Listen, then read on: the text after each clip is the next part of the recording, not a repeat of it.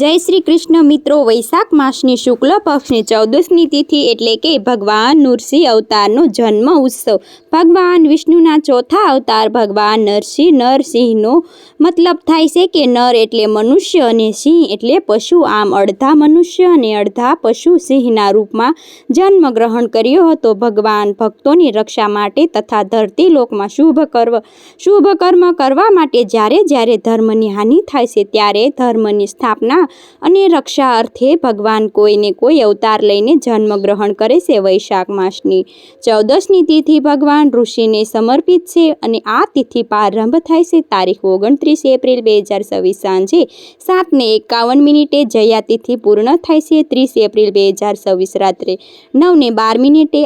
આમ જોઈએ તો નૃસિંહ અવતાર તે સૂર્યાસ્ત સમયની આસપાસ એટલે કે પ્રદોષ કાળમાં થયો હતો. એટલા માટે 30 એપ્રિલ 2026ના દિવસે નૃસિંહ